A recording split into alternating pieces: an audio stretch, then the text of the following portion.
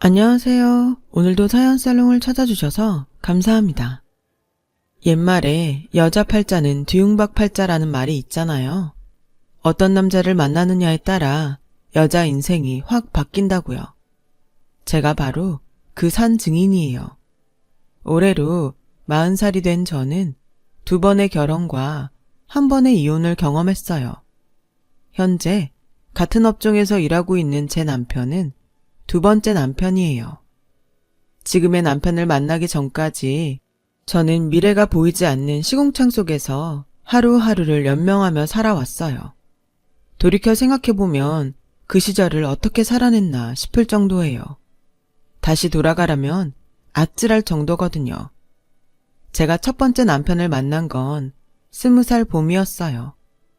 이제 막 대학에 들어간 새내기 때였죠. 저희과 선배이기도 했던 남편은 당시 대학원에 다니며 저희과 조교를 맡고 있었어요. 처음엔 그저 학부생과 조교, 그 이상도 그 이하도 아닌 관계였죠. 그러다 가까워진 건 문제의 선배가 제대 후 복학을 하면서부터였어요. 저와 한 동네에서 살았던 그 선배는 저희 집에 대해 잘 알고 있었어요. 저희 엄마의 직업까지도요. 엄마 직업을 아는 게 뭔 상관이냐고 하겠지만 저한테는 중요한 일이에요. 저희 엄마가 돈놀이를 했거든요. 엄마는 동네 사람들을 상대로 일수를 놨었는데 그렇다 보니 슈퍼 아줌마, 정육점 아줌마, 심지어 친구 엄마까지 모두 엄마 단골 손님이었어요. 하지만 급하다고 돈을 빌려갔던 사람들은 급한 불 끄고 나면 얼굴을 바꾸곤 저희 엄마 욕을 하기 바빴어요. 세상에 젊은 여자가 창피한 줄도 모르고 벌써부터 돈놀이라니. 저러니 남편도 집을 나갔지. 나라도 정내미가 똑 떨어지겠네. 바람나서 집 나간 아빠도 엄마 탓에 집 나간 것처럼 꾸며서 떠들더라고요. 우리 엄마가 누구 때문에 돈에 집착하게 됐는지도 모르면서 말이에요. 30도 안 돼 바람나 집 나간 남편 탓에 혼자 어린 딸을 키우고 살아야 했던 엄마가 제일 무서웠던 건 바로 돈이었대요. 저 먹일 분유값이 없어서 슈퍼 아주머니한테 부탁해 외상으로 갖다 먹이며 결심했대요. 어떻게든 돈을 벌어야겠다고요. 돈 없으면 하나뿐인 내 딸도 지킬 수 없다는 두려움이 엄마를 돈에 집착하게 만든 거였죠. 그런 엄마의 모습이 사람들한테는 천박하게 보였던 거예요. 아직도 기억이 나요. 저희 엄마를 바라보던 동네 사람들의 경멸에 찬 눈빛이요. 그래서 어릴 때부터 제 주변에는 친구가 없었어요. 친구 부모님들이 저랑은 못 놀게 했거든요. 돈놀이 하는 집 애가 가정교육은 제대로 받았겠냐면서요. 특히 제 또래 아이를 둔 엄마들은 마치 저를 전염병 환자 대하듯 했어요. 제가 자기 애들한테 교육적으로 안 좋은 영향을 끼칠 거라면서 근처에도 못 가게 단속을 했거든요. 애미가 첫 꼴인데 딸년이 뭘 보고 자랐겠어. 안 봐도 뻔하지. 민정이 너 우리 애 근처엔 얼씬도 하지 마. 말도 섞지 말라고. 딸인데 그 피가 어디 가겠어? 아주머니들은 아직 정해지지 않은 제 팔자까지 미리 점치면서 저도 엄마처럼 돈놀이나 하면서 살게 될 거라고 떠들어댔어요. 그중 가장 심했던 게 복학한 선배 엄마였어요. 그 집 아저씨가 회사에서 잘리는 바람에 생활비가 없어서 엄마한테 자주 돈을 빌렸었거든요. 돈 때문에 엄마랑 자주 싸운 탓에 우리 모녀한테 나를 세우곤 했어요. 문제는 그 선배의 입이 자기 엄마 입 못지 않았다는 거였어요. 복학 후 후배들과 공감대가 없어서 사이에 끼기 힘들었던 선배는 술자리 안주거리처럼 저를 씹고 다녔어요. 민정이 쟤네 엄마 돈놀이 하잖아. 동네에서 악덕 고리대금업자로 유명해. 제가 요조숙녀처럼 보여도 알고 보면 지 엄마 닮아서 돈 엄청 밝힐걸? 술자리에서 시작된 그 얘기는 입에서 입을 건너는 사이 많이 부풀려졌고 종국에 가서는 저도 학창시절부터 반 애들한테 돈을 빌려주고 이자를 받아먹었다고 소문이 났어요. 그렇다 보니 처음엔 신경 안 쓰던 같은 과 동기들도 점점 저와 거리를 두기 시작했어요. 심지어 조별 과제를 할 때도 저와는 아무도 함께하려 들지 않을 정도로요. 몇 번 같은 상황이 거듭되자 하루는 조교가 저를 부르더라고요. 제 얘기를 진지하게 들어주던 조교는 일단 소문의 진상에 대해 진위를 가린 후 적절한 대책을 마련해야 할 것 같다고 했어요. 그러기 위해서는 제가 학창시절에 친구들 상대로 돈놀이를 하지 않았다는 걸 증명하는 게 좋겠다고요. 그 얘기를 듣는데 기가 막히고 화가 나서 눈물부터 나더라고요. 엄마가 돈놀이하면 딸도 돈놀이 할 거란 법 있나요?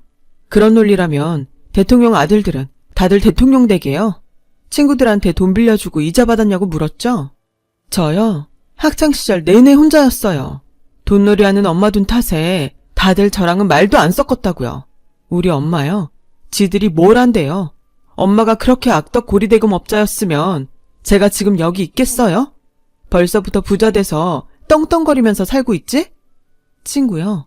저한테 친구가 어딨어요. 돈을 빌려주고 싶어도 빌려줄 친구가 없었다고요, 저한테는.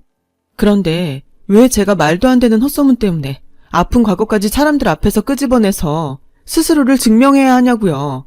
그건 소문을 퍼뜨린 사람이 해야죠. 울먹이며 항변하는 저를 보던 조교는 본인이 생각해도 제 처지가 딱했는지 본인이 범인 색출에 발벗고 나섰어요. 그리고 얼마 뒤 문제의 그 선배가 최초 유포자로 밝혀지고 말았어요. 결국 선배가 공개 사과를 하면서 사건은 일단락됐지만 그렇다고 해서 제가 받은 상처가 가신 건 아니에요. 같은 과 동기들도 겉으론 아닌 척 했지만 내심 절 의심하는 눈치였고요. 결국 저는 보이지 않는 편견과 싸우며 대학 4년을 보내야 했어요. 그때 유일하게 손을 내밀어준 이가 바로 조교인 제 첫 번째 남편이에요. 처음엔 그저 과 동기들한테 따돌림을 당하는 제가 안쓰러워 챙겨주나 보다 했는데 2학기 말쯤 그러더라고요. 처음부터 제게 마음이 있었다고요. 저 역시 어디에 마음 둘 곳 없던 차에 제게 마음 써주는 조교가 고마웠고 힘든 일이 있을 때마다 의지도 돼서 조교한테 마음이 있던 참이었어요. 그래서 조교의 고백을 받아들였죠. 서로의 마음을 확인한 우리는 점점 가까워졌고 떨어져 지내는 시간마저 아쉽기만 했어요. 그래서 이른 결혼을 결심하게 되었죠. 하지만 양가 어른들의 반대가 만만치 않아서 고민이었어요. 시댁에서는 대학원생인 아들이 결혼을 하겠다고 하자 펄쩍 뛰시더라고요. 결혼식을 치러줄 준비도 안 됐거니와 아들한테 기대가 컸던 터라 내심 있는 집 딸을 만나 처가 덕 좀 보고 살았으면 하셨던 거죠. 너도 들어서 알겠지만 내 아들은 교수까지 할 놈이다. 그러기 위해서는 처가 도움이 반드시 필요하다. 니네 집에서 그걸 할 수 있겠니? 시어머니께서는 노골적으로 저희 집에 남편의 뒷바라지를 바라셨어요. 하지만 엄마의 일을 창피해하면서 그 돈을 받아 남편 뒷바라지를 할 수는 없었어요. 그래서 안 되겠다고 했더니 아무리 어려서 뭘 모른다지만 너도 세상 돌아가는 것쯤은 봐서 알 거 아니냐? 교수 남편은 아무나 없니? 막말로 내 아들이 교수 되면 넌 교수 사모님 되는 건데 그 정도도 못해? 그럴 거면 이 결혼 꿈도 꾸지 마라. 빈말이라도 여력은 안 되지만 최선을 다해서 내줘야겠다고는 못할 망정. 그건 안 되겠어요, 어머님. 나 원참 기가 막혀서 말도 안 나오네. 시부모님은 당신들 손으로 아들을 교수까지 만들 자신이 없으니 처가의 도움으로 교수를 만들고 싶었던 거죠. 그러니 저처럼 별것없는 집안 여자가 어디 눈에 차겠어요? 게다가 저희 엄마가 돈놀이 한다는 걸 알면 기함을 토할 게 뻔했어요. 그래서 남편과 저는 그 부분에 대해선 시댁에 알리지 않기로 했어요. 한편 저희 엄마는 엄마대로 이 결혼을 받아들일 마음이 없었어요. 이거사, 너라도 이 엄마처럼 고생하며 살지 말라고 대학 공부까지 시켰더니 뭐 잘난 놈이라고 저런 걸 데려와. 여잔 자고로 남자 그늘에서 몸 편히 사랑받으며 살면 그만인 거야. 모르긴 해도 너 저놈이랑 결혼하면 평생 네가 벌어먹여야 할 거다. 엄마 말 듣고 이 결혼 포기해. 양가 부모님이 반대를 하면 할수록 이상하게 우리는 더 서로를 놓을 수 없다는 생각이 강해졌어요. 그래서 양가 부모님 반대에도 불구하고 몰래 혼인신고를 해버렸죠. 생각해보면 그게 불행의 씨앗이었어요. 당장 함께 지낼 방 한 칸도 없으면서 덜컥 결혼부터 해버린 우리는 남편이 살던 원룸에서 신혼생활을 시작했어요. 시댁에서 그동안 지원해 주시던 돈을 끊는 바람에 제가 과외를 해서 번 돈으로 월세를 내고 생활비는 남편이 학교에서 받은 돈으로 꾸려나갔어요. 빠듯한 살림에 라면 한 봉지 사는 것도 손이 떨릴 정도였죠. 그런데 어떻게 알았는지 엄마가 제 통장으로 돈을 붙여주셨더라고요. 그래서 돈 잘 받았다고 전화를 했는데 이거 사, 기죽지 말고 살아. 애미가 돈놀이를 하지. 네가 돈놀이 하니? 네가 창피할 게 뭐가 있어. 대학까지 나온 년이 어깨 좀 펴. 애 낳고 살다 보면 네 시집에서도 별 수 있니? 막말로 자기 아들이 교수가 된 것도 아니고 아직 돈벌이도 못하는 학생 신분인데 때 되면 조금은 나아지겠지. 그러니까 너무 걱정 마. 내가 드나들면 이서방도 불편할 테니 왕래는 안 하마. 대신 돈 떨어지면 언제든 엄마한테 전화해. 알았지? 밥 잘 챙겨 먹어 이거 사. 엄마는 역시 엄마더라고요. 떨어져 있어도 딸 사정을 누구보다 잘 알고 있었으니까요. 그 후로도 엄마는 제가 졸업학기가 될 때까지 제 통장으로 등록금과 생활비를 보내주셨어요. 결혼까지 한 마당에 엄마한테 손을 벌리면 안 되는 거였지만 목구멍이 포도청이라 염치 없게도 그 돈을 받아 쓸 수밖에 없었죠. 이제 이번 학기만 끝나면 졸업이니까 취직하면 내 손으로 벌어 생활할 수 있을 테니 그때 다만 얼마씩이라도 엄마한테 갚아드리자 생각했어요. 하지만 취업의 문은 쉽게 열리지 않았고 아르바이트를 전전하며 남편 뒷바라지까지 하다 보니 여전히 돈에 쪼들리는 신세였어요. 게다가 남편이 석사 논문 심사를 받는 중이라 은근히 돈이 많이 들더라고요. 논문 심사를 맡은 교수님들께 드릴 선물과 식사비를 감당하느라 카드론의 대부업체에서 소액 대출까지 받아서 매달 카드 돌려막기로 이자를 갚는데 급급했어요. 그렇게 2년 정도 시간이 흐르자 더는 감당할 수 없는 지경에 이르게 되었고 늘 돈 때문에 남편과 싸우는 날이 늘어갔어요. 교수가 된다는 확신만 있다면 이런 고생이 대수겠어요? 하지만 현실은 몇 년째 백수로 놀면서 교수들 경조사 챙기고 교수 자녀들 무료 과외에 사모님 운전기사 노릇까지 하며 돈까지 갖다 바치는 처지니 맥이 빠지는 거죠. 더는 기약 없는 미래를 위해 살 수 없겠다 싶어서 남편한테 취직을 하는 게 어떻겠냐고 했더니 글쎄, 야, 네 인생 아니라고 쉽게 말하냐?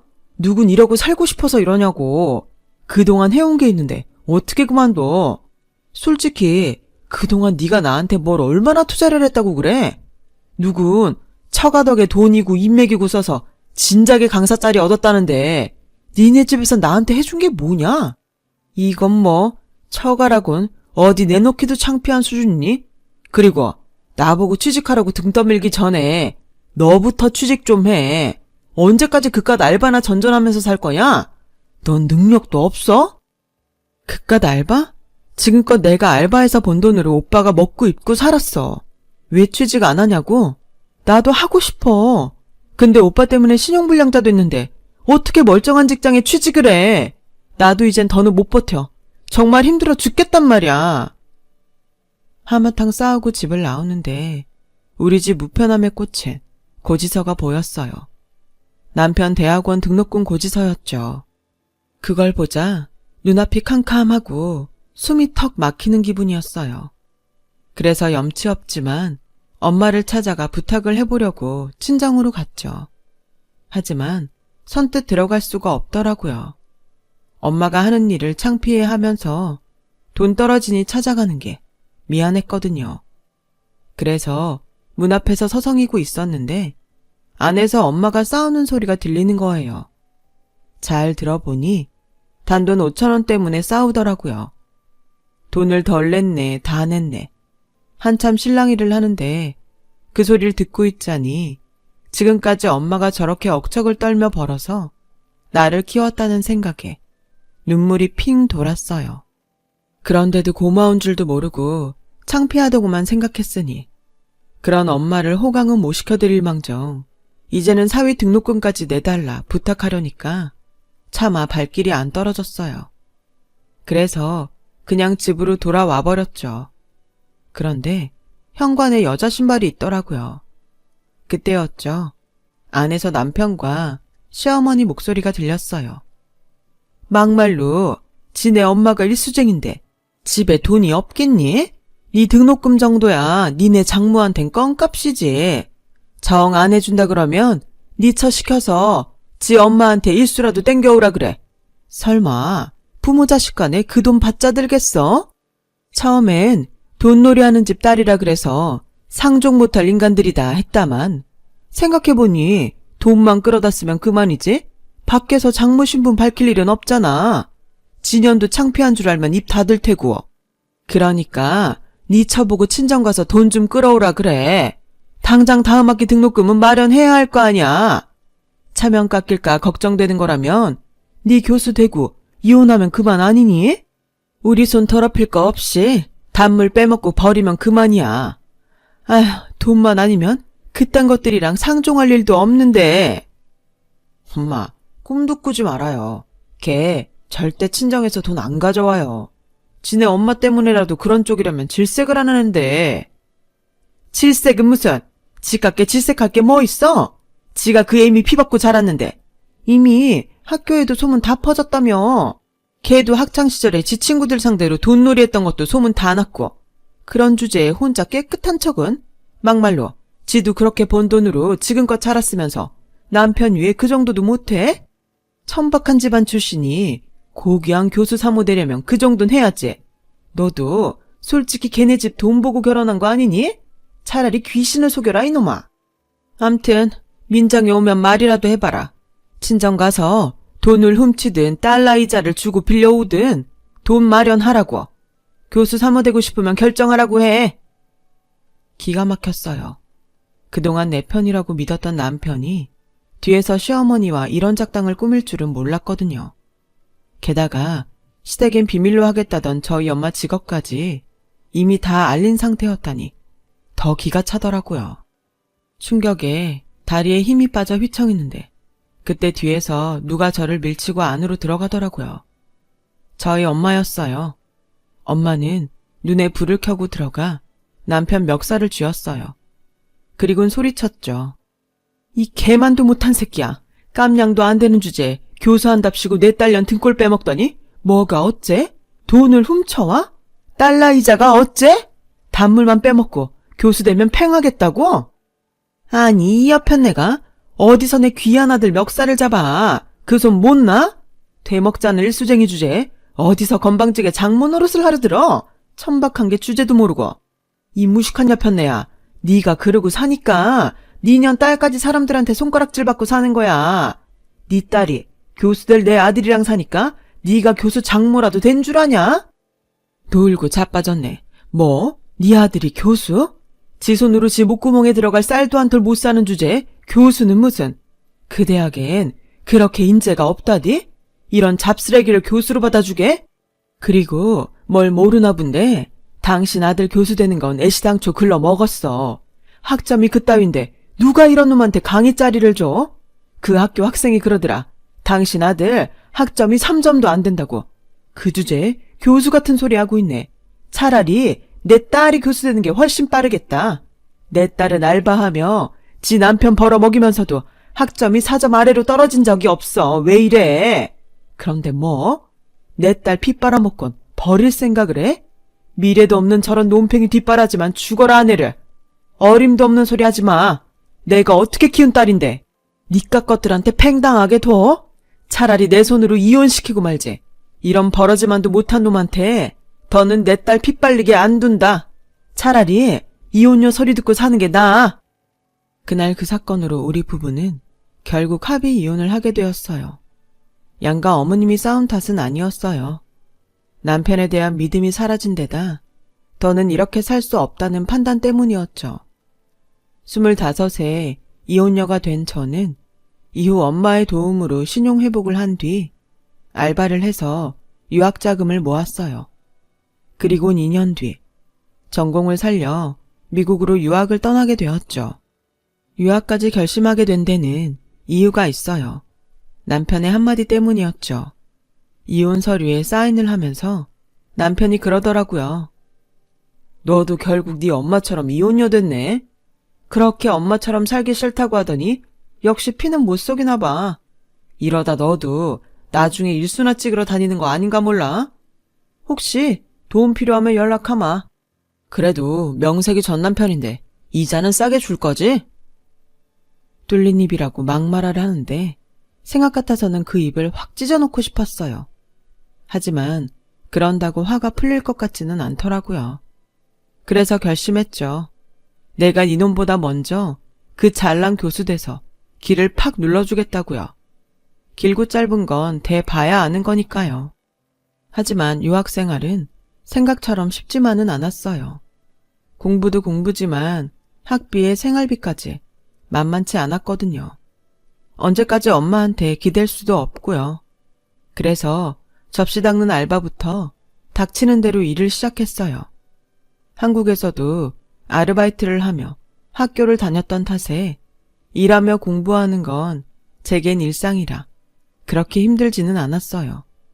그리고 유학생활 중에 지금의 남편을 만나서 서로 의지할 수 있었기에 그나마 심적으론 안정도 찾을 수 있었고요. 하지만 결혼을 하자는 말에 선뜻 그러자고 할 수는 없더라고요.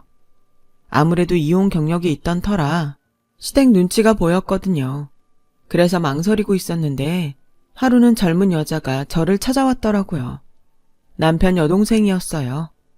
막장 드라마처럼 얼굴에 물이라도 뿌리며 헤어지라고 하는 게 아닐까 내심 걱정했는데 그 반대더라고요. 오빠가 하도 제 자랑을 해서 얼굴이나 볼까 하고 찾아왔다나요? 여동생은 현재 미국 사람과 결혼해 보스톤에서 살고 있다고 했어요. 한국에 계신 부모님을 자주 찾아뵙지 못해서 늘 죄송하다고 그러더군요. 1시간 정도 얘기를 나누다 일어났는데 대뜸 제게 그러는 거예요. 언니, 우리 오빠 놓치지 마세요. 재미는 없지만 한결같은 사람이에요. 참, 저도 이혼 경험 있어요. 그게 뭐 어때요? 사느니 못 사느니 싸우느라 부모님 가슴에 못질하느니 마음 맞는 사람 만나 행복한 모습 보여드리고 살면 되는 거 아닌가요? 그러니 걱정 말고 우리 오빠 잡아요. 저처럼 마음고생하다 이혼한 딸을 보고 가슴앓이를 한 탓에 시부모님도 제가 이혼녀란 걸 문제 삼지 않았어요.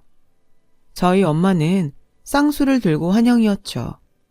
2번째 결혼을 한 저는 미국에서 신접살림을 차렸어요. 그렇게 8년간의 유학생활을 마치고 한국행 비행기에 오르게 되었죠. 남편은 1년 전에 대학에 강의 자리가 나서 먼저 한국에 들어가 있었어요. 공항에 마중 나온 엄마를 보니 눈물이 나더라고요. 그동안 손가락질 받으며 번 돈으로 제 뒷바라지를 했던 엄마가 그 사이 많이 늙으셨거든요. 엄마는 제가 재혼을 하던 무렵 일을 접고 전통 찻집을 운영 중이신데 말은 안 하지만 시댁에 책 잡힐까봐 전업을 하신 것 같았어요. 하는 일이 바뀌어서 그런가 분위기도 많이 변하셨더라고요. 그런데 엄마는 유학 마치고 온 딸이 당장 교수가 되는 줄 아시더라고요. 이제부터가 시작인데 말이죠. 엄마를 생각해서라도 어떻게든 대학 강단에 서기 위해 한국에 오자마자 은사님을 찾아뵙고 대학에 강사 모집 공고가 뜰 때마다 지원을 했어요. 다행히 서울에 있는 대학과 경기권 대학에 자리가 생겨서 시간 강사로 강단에 서게 됐죠. 그러자 엄마는 마치 제가 교수라도 된 것처럼 저를 부를 때마다 윤 교수라고 하셨죠. 특히 사람들이 많은 곳에서는 유독 큰 소리로요. 그럴 때마다 창피해서 얼굴이 화끈거렸지만 오죽하면 그러실까 싶어서 아무 말 못했네요. 강사 생활은 그다지 힘들지 않았지만 강의료가 생각보다 적어서 두세 곳을 동시에 뛰어다녀야만 생활이 가능했어요. 남편과 둘 다 강의를 나가고 있어서 생활은 됐지만 전임이 아니라서 학기가 바뀔 때마다 불안하긴 했어요. 그래도 취업도 힘든 상황에 그나마 일할 자리가 있다는 것에 만족하며 죽어라 버티며 살았죠. 그렇게 4년쯤 지났을까요? 남편이 드디어 전임을 맡게 되어서 한시름 놓게 되었지 뭐예요. 남편은 이제 고생 끝났다며 제가 마음 졸이지 말라고 말해주더군요. 그리고는 비싼 와인을 한 병 건네며 제가 전임되는 날 마시자고 했어요. 힘들 때마다 그 와인을 보며 버틴 지 6년. 남편한테 연락이 왔더라고요. 자기네 학교에 전임 공고가 떴으니 빨리 서류 준비해서 접수하라고요. 그래서 서류를 준비해 남편 학교로 달려갔어요. 우편으로 보내도 되지만 간 김에 남편이랑 같이 점심을 먹을 생각이었거든요. 그런데 남편 방에 손님이 와 있더라고요. 조교가 그러는데 남편 후배 소개로 온 사람이라는데 강의 자리를 부탁하러 온 것 같다고 했어요. 그런데 목소리가 낯익지 뭐예요? 바로 전 남편 목소리였죠. 그래서 실례인 줄 알면서도 벌컥 문을 열고 안으로 들어갔어요. 맞더라고요. 선물 꾸러미를 들고 온 걸 보니 여전히 실력으로 강사 공모에 응시할 생각을 않고 뒤로 돈 써가며 강의 자리를 부탁하는 것 같더라고요. 그것도 전임도 아닌 시간 강사 자리를요. 전 남편은 저를 보자 네가 여기는 웬일이냐? 라는 표정으로 쳐다봤어요. 그러자 남편이 소개를 했죠. 아까 말했던 제 와이프입니다. 아, 그쪽이랑은 같은 대학 출신인데 인사들 나누세요. 그 말에 전 남편은 황망한 표정으로 저를 보더군요. 망했다 싶었겠죠. 그래서 이때다 하고 한 방 먹였어요. 아직도 강사 자리 구걸하러 다녀? 그럴 시간 있으면 실력이나 키우지 그래. 3점도 안 되는 학점으로 어디 강단에 서겠다고 이러는지 모르겠네. 그쪽이 그랬지? 돈 떨어지면 일수 빌리러 오겠다고. 근데 어쩌지? 내가 강의하느라 돈놀이 할 시간이 없네. 누구처럼 백수가 아니라서. 난 또 이쯤이면 정 교수는 돼 있을 줄 알았더니 여전히 시간 강사 자리나 구걸하고 다닐 줄이야. 그러면서 그쪽 어머니는 내 앞에서 그렇게 아들 가진 유세를 떨었던 거야? 기가 막혀서 정신 좀 차려라 이 인간아. 그 나이 처먹도록 실력도 안 돼서 돈 싸발라 자리를 구하려더니 그럴 시간 있으면 차라리 막노동판에 나가서 일이나 해. 방구석에 앉아서 엄한 사람들 등골 빼먹지 말고. 너 같은 걸 남편이라고. 5년이나 등골 빼먹히고 산 내 인생이 불쌍하다. 재활용도 안 되는 쓰레기 같은 놈. 여보, 얘기 끝났으면 나가죠. 괜히 실력도 안 되는 사람한테 강의 청탁받을 거 뭐 있어요? 괜히 중간에서 입장만 곤란해지지. 너 한 번만 더 내 남편 찾아와서 이딴 청탁만 해봐. 가만 안 둘 줄 알아. 10년이 되고 100년이 돼도 너 같은 똥멍청이한텐 강의 자리 못 주니까. 언감생심 주제를 알아야지. 그러자 전 남편이 제 바지가랑이를 붙잡고는 애원했어요. 민정아, 아니 사모님, 그러지 마시고 저 좀 도와주세요. 한 번만 도와주시면 제가 그 은혜는 꼭 갚겠습니다. 제발 부탁드려요. 은혜 같은 소리 하고 있네. 네가 뒤통수는 안 치면 다행이지. 그렇게 은혜 갚고 싶으면 나한테 뜯어먹은 돈이나 먼저 갚아. 구질구질한 새끼 같으니라고. 저는 전 남편을 뒤로 하고 남편과 함께 교수실을 나왔어요. 가슴속에 꽁꽁 싸매고 있던 응어리가 한순간에 풀어지는 기분이었어요. 제 얘기를 통해 그 사람이 제 전 남편인 걸 눈치챈 남편은 피식 웃더라고요. 하지만 더 이상 묻지는 않았어요. 그리고 얼마 전 우리 부부는 그동안 간직하고 있던 와인을 꺼냈어요. 제가 전임이 되었거든요. 비록 남들보다 늦긴 했지만 그래도 이제야 비로소 마음을 나눌 짝을 만나 제2의 인생을 살게 돼서 얼마나 기쁜지 몰라요. 이제는 전임도 됐으니 엄마한테도 마음 놓고 윤교수라고 불러달라고 해야겠어요. 인생 이제부터 또 시작이니 열심히 살아보겠습니다. 저도 했는걸요. 열심히 살아가다 보면 가슴에 품은 꿈 이루실 거예요. 힘내자고요. 지금까지 제 사연을 들어주셔서 감사드려요. 여러분, 사연 댓글에 응원과 현명한 조언 부탁드려요. 좋아요와 구독은 저에게 큰 힘이 됩니다.